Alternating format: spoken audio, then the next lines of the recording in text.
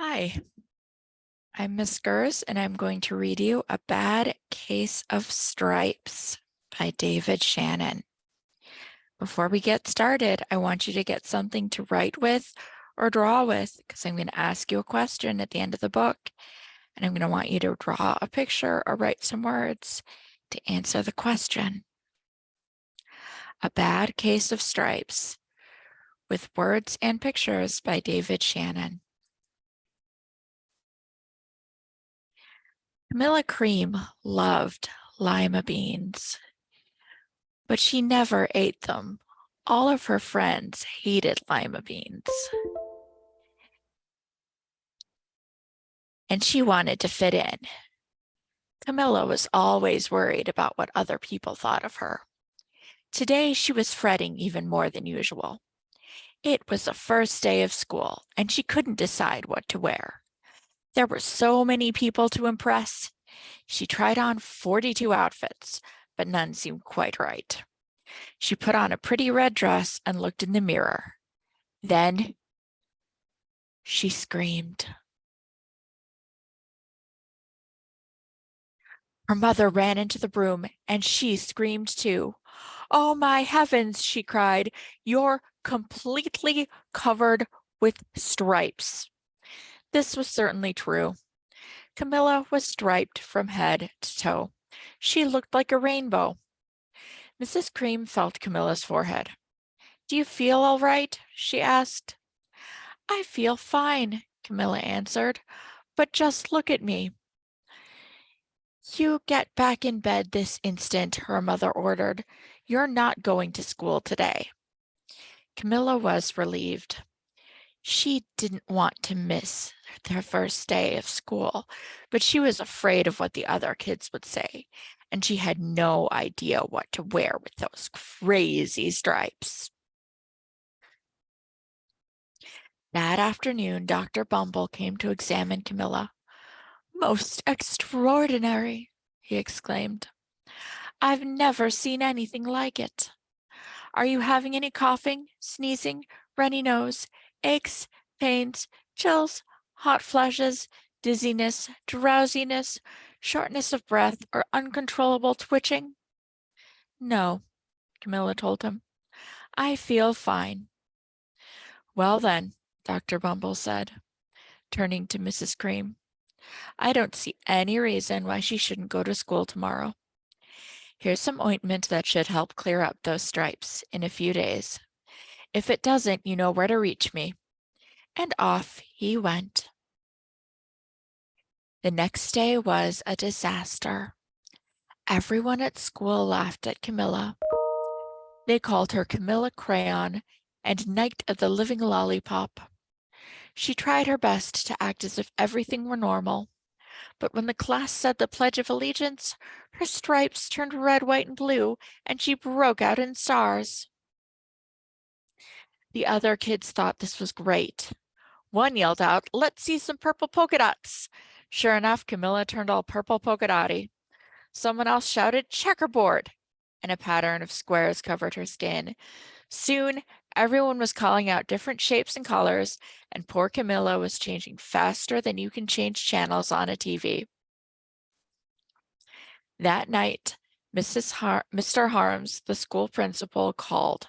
"I'm sorry, Mrs. Cream," he said. "I'm going to have to ask you to keep Camilla home from school. She's just too much of a distraction. And I've been getting calls from the other parents. They're afraid those stripes might be contagious." Camilla was so embarrassed. She couldn't believe that 2 days ago everyone liked her. Now nobody wanted to be in the same room with her. Her father tried to make her feel better.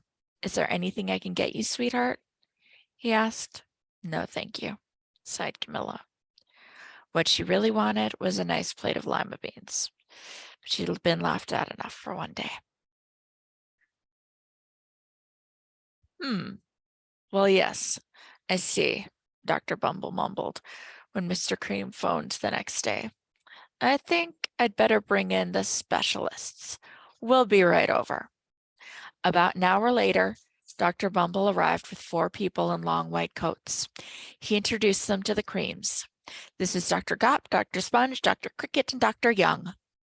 Then the specialists went to work on Camilla. They squeezed and jabbed, tapped and tested. It was very uncomfortable. Well, it's not the mumps, concluded Dr. Grop. Or the measles, said Dr. Sponge. Definitely not chickenpox, put in Dr. Cricket. Or sunburn, said Dr. Young. Try these, said the specialists. They each handed her a bottle filled with different colored pills. Take one of each before bed, said Dr. Grop. Then they filed out the front door, followed by Dr. Bumble. That night, Camilla took her medicine. It was awful. When she woke up the next morning, she did feel different. But when she got dressed, her clothes didn't fit right. She looked in the mirror, and there, staring back at her, was a giant, multicolored pill with her face on it. Dr. Bumble rushed over as soon as Mrs. Cream called, but this time, instead of the specialists, he brought the experts. Dr. Gord and Mr. Mellon were the finest scientific minds in the land. Once again, Camilla was poked and prodded, looked at and listened to. The experts wrote down lots of numbers, then they huddled together and whispered. Dr. Gord finally spoke. It might be a virus, he announced with authority. Suddenly, fuzzy little virus balls appeared all over Camilla. Or possibly some form of bacteria, said Mr. Mellon. Out popped squiggly little bacteria tails. Or it could be a fungus, added Dr. Gord. Instantly, Camilla was covered with different colored fungus splotches. The experts looked at Camilla, then at each other. We need to go over these numbers again back at the lab, Dr. Gord explained. We'll call you when we know something. But the experts didn't have a clue, much less a cure. By now, the TV news had found out about Camilla. Reporters from every channel were outside her house, telling the story of the bizarre case of the incredible changing kid. Soon, a huge crowd was camped out on the front lawn. The Creams were swamped with all kinds of remedies, from psychologists, allergists, herbalists, nutritionists, psychics, an old medicine man, a guru, and even a veterinarian. Each so-called cure only added to poor Camilla's strange appearance, until it was hard to even recognize her. She sprouted roots and berries and crystals and feathers and a long, furry tail. But nothing worked. One day, a woman who called herself an environmental therapist claimed she could cure Camilla. Close your eyes, she said. Breathe deeply and become one with your room. I wish you hadn't said that, Camilla groaned. Slowly, she started to melt into the walls of her room. Her bed became her mouth. Her nose was a dresser, and 2 paintings were her eyes. The therapist screamed and ran from the house. What are we going to do? Cried Mrs. Cream. It just keeps getting worse and worse. She began to sob. At that moment, Mr. Cream heard a quiet little knock at the front door. He opened it, and there stood an old woman who was just plump and sweet as a strawberry. Excuse me, she said brightly, but I think I can help. She went into Camilla's room and looked around. My goodness, she said with a shake of her head. What we have here is a bad case of stripes, one of the worst I've ever seen. She pulled a container of small green beans from her bag. Here, she said, these might do the trick.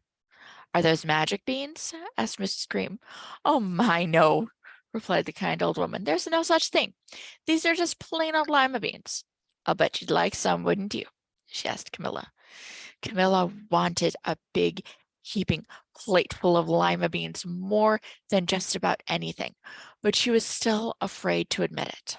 Yuck, she said. No one likes lima beans, especially me. Oh dear, the old woman said sadly.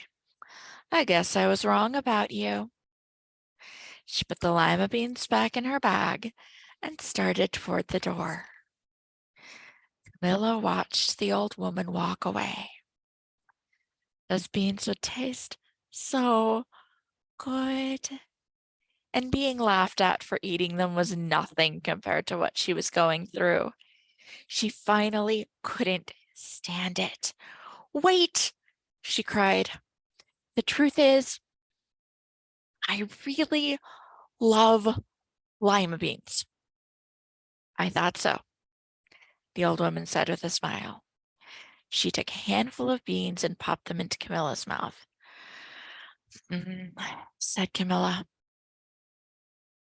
Suddenly, the branches, feathers, and squiggly tails began to disappear. Then the whole room swirled around. When it stopped, there stood Camilla, and everything was back to normal. I'm cured, she shouted. Yes, said the old woman. I knew the real you was in there somewhere. She patted Camilla on the head, and she went outside and vanished into the crowd. Afterward, Camilla wasn't quite the same. Some of the kids at school said she was weird, but she didn't care a bit. She ate all the lima beans she wanted and never had even a touch of the stripes again. So Camilla got so worried about being everything that everyone else wanted her to be that she caught a bad case of the stripes. And the cure was to just be herself, even if other people might think it's a little weird. So, what I want you to do is to think of something that you like that makes you you, even if it's something that someone else might think that's a little weird. And I want you to write about it or draw about it, about something that you like that makes you you. Just like Camilla likes lima beans. And I will see you later. Bye.